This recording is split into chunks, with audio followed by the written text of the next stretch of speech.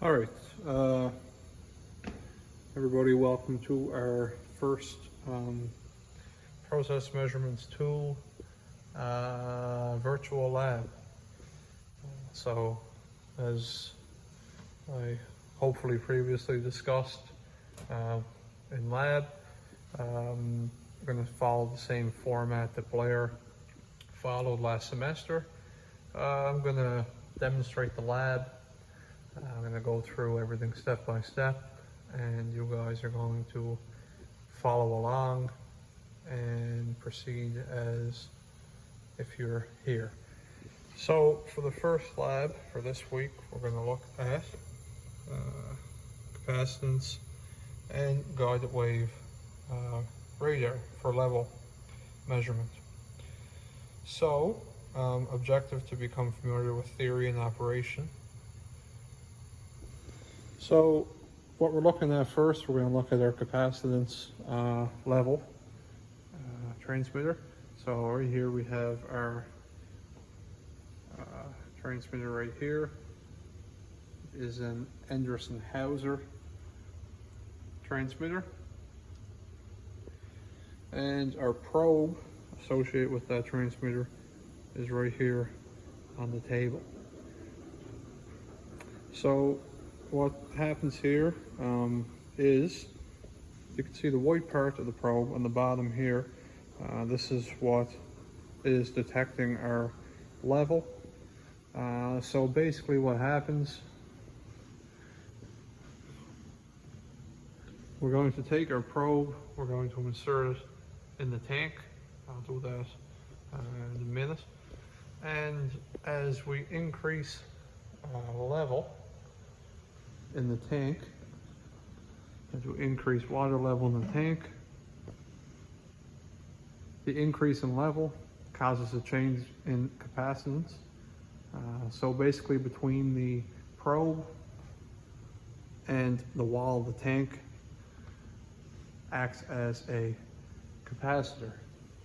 So as level rises, capacitance changes and it's detected as a change in level in our tank. So we'll go through the procedure here. So as you can see in the picture, the same thing as what we have in our lab setup here. We have our ground wire hooked up to our tank. Here's our transmitter head, and we have a connecting wire all the way down to our probe right here. Okay, so we're going to use our Yokogawa excuse me, handheld calibrator again. So I've gone ahead, and hopefully everybody remembers from last semester, we have our 4 to 20 milliamp loop hooked up. So we're able to source our 24 volts to power our transmitter, and we're able to measure our milliamp output. So what I've gone ahead and done is I have our power connected to our transmitter wire right here.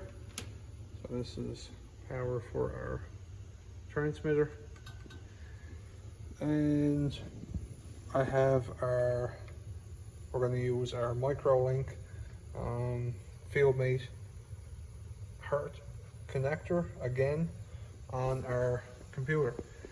So this guy's gone ahead and connected across a resistor that is in series with our loop here. So if I go ahead and turn our Yokogawa on, so the bottom we're sourcing volts, and hopefully everybody remembers we're at our 30 volt point.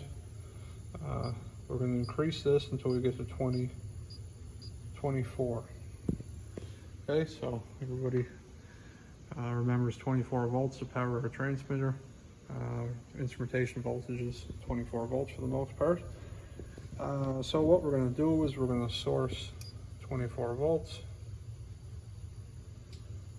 And we see our transmitter powered on.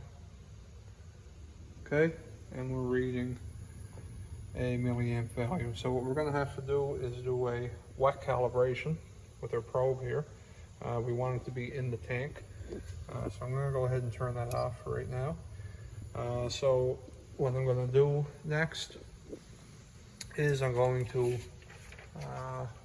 get up on my ladder and I'm going to put the probe into the tank. We can then connect to our FieldMate software and calibrate the transmitter. So I'm just going to do that and I'll be back in the next video.